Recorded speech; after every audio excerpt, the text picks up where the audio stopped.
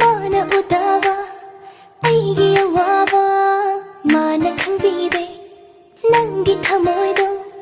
pithokhinuko aigi oina lengdana thambiramuko